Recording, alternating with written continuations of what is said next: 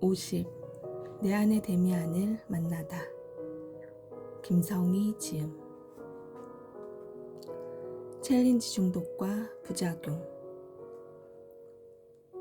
목표 달성을 위한 꾸준한 노력은 기본, 일상의 균형 맞추기는 필수입니다. 새로운 것을 배우고 시작하기에 가장 좋은 방법으로 챌린지만 한 게 없다. 만약 스스로 결심하고 시작하라고 한다면 그 출발이 언제가 될지 모른다. 결심하는데 몇 주, 또 실천하는데 한 달, 한없이 늘어진다. 그렇게라도 시작하면 그나마 다행이다. 그러나 뒤돌아보면 뭔가 흐지부지 매듭이 없다. 마음 먹고 실천한 것이 있나 싶을 정도로 기억에 남는 것이 없다. 역시 같은 목적을 가진 이들이 모여 인증으로 바로 실천하게 만드는 챌린지가 가장 효과적이었다. 정해진 시간 안에 다소 강제성을 띤 장치 속에 나를 가두는 수밖에 없었다. 운동, 경제 공부, 새벽 기상, SNS, 필사, 학원, 아침 독서 등 분야도 다양한 데다 거의 다 나에게 필요한 것들이라 선택하기가 쉽지 않았다. 한 달간 이루어지는 챌린지가 대부분이었고 그 정도면 한번 해볼 만하다는 생각이 들었다. 초창기에는 3가지를 동시에 신청한 적도 있었다. 제일 먼저 졸린 눈을 억지로 뜨고 명상 글쓰기로 아침을 시작했다. 먼저 조그만 나의 아바타를 숲속 명상센터 의자에 앉혀놓고는 내 몸도 편안하게 명상 준비를 했다. 눈을 감고 들려오는 새소리에 귀 기울이며 리더의 설명을 따라 내 마음을 움직였다. 마지막엔 누워서 잠시 정리하는 시간이 있었는데 눈 떠보면 항상 챌린지가 끝나 있었다. 혼자 제대로 숙면을 한 것이었다. 그렇게 연이어서 해야 하는 2개의 챌린지는 참여도 못한 채 허겁지겁 출근 준비를 했다. 지하철 안, 사람들 틈바구니에서 그날의 과제를 확인하고 최대한 편집하여 SNS 인증을 했다. 퇴근길에도 미처 끝내지 못한 미션을 하느라 그 흔한 유튜브 영상 하나 볼 시간이 없었다. 마치 내가 내릴 목적지에 닿기 전에 끝내지 않으면 큰일이라도 날 것처럼 집중하다 허겁지겁 내린 적도 많았다.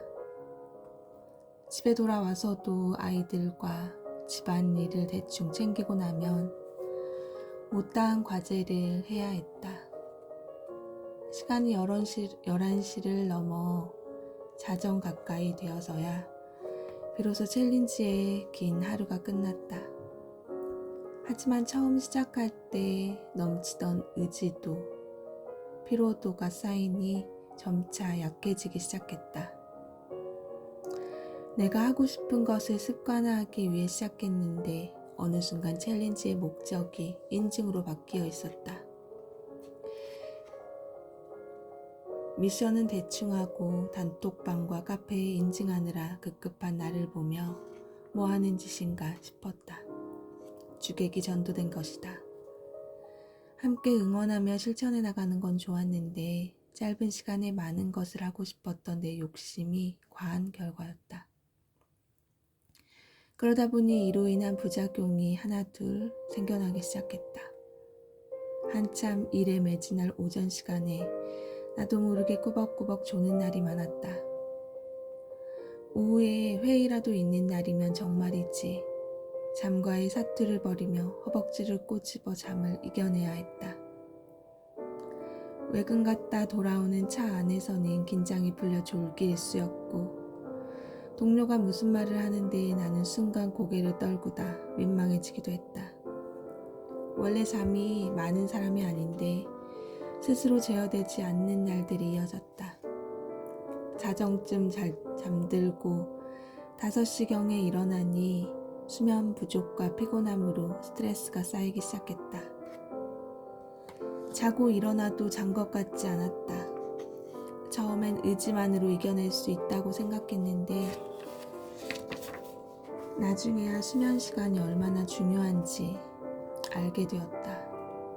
수면은 고갈된 모든 것들을 채워주고 복구시켜주는 에너지의 원천이라 그 어떤 것보다 최우선이라는 걸 뒤늦게야 깨달았다. 그래서인지 면역력도 약해져 늘 피곤하고 툭하면 감기에 걸리는 일이 잦았다. 이런 증상은 새벽 기상과 무리한 공부를 병행하는 사람들의 공통점이었다. 그러다 차츰 사람들이 하나둘 줌에서 사라지기 시작했다. 다들 체력이 약해지고 면역력이 약해져 몸이 심하게 아팠다가 회복해서 돌아오곤 했다. 수면과 휴식의 중요성을 몸소 느낀 후로는 수면 시간 확보를 위해 일과 후 친구와 지인들과 어울리는 횟수가 점점 줄어들었다. 일과 후 친한 몇몇끼리 어울리기를 좋아했는데 어느 순간 그런 자리도 부담스러웠다. 예전처럼 술자리에 어울리고 싶은 마음도 사라졌다. 공식적인 회식 외에는 내 시간을 쓰고 싶지 않았다. 동료들과 가끔 즐기던 저녁 시간도 피하게 되고 누가 만나자고 할까봐 겁이 날 정도였다.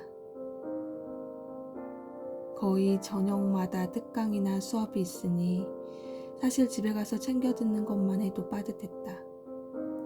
다행히 코로나 이후 회식도 많이 사라졌고 예전처럼 2차, 3차를 가는 일도 거의 없었다.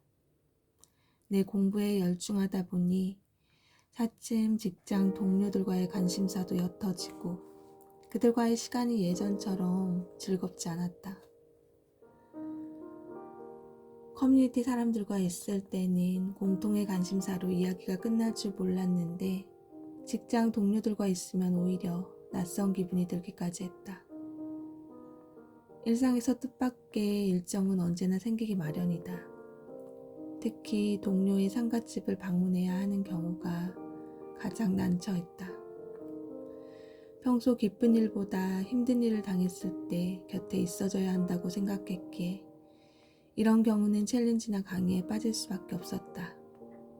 그러면서도 마음 한편엔 빠진 수업이나 끝내지 못한 챌린지로 속상해하는 날 보며 이건 아니다 싶었다. 우리는 하루에도 수십 번씩 선택할 일이 있고 우선순위나 중요도에 따라 결정을 한다. 그렇게 하기로 선택했으면 그 일에 마음을 다해 실행해야 하는데 그러지 못하는 내가 부끄러웠다. 제 아무리 지금의 공부가 중요해도 상식적인 인간의 도리나 건강, 가족보다 우선하진 못한다.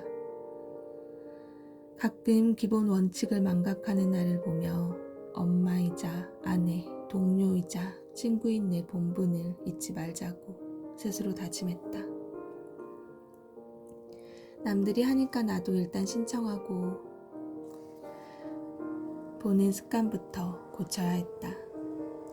내가 가고자 하는 방향에 이 공부가 꼭 필요한지, 이걸 함으로써 내가 포기해야 하는 것들이 혹여 더 소중한 것들은 아닌지 먼저 따져보기로 했다.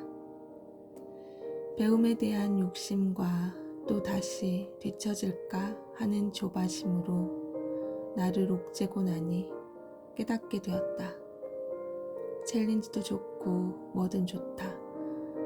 단지 분위기에 휩쓸리지 말고 내가 처한 상황을 고려하고 진정하고자 하는 것이 맞는지부터 생각해 봐야 한다.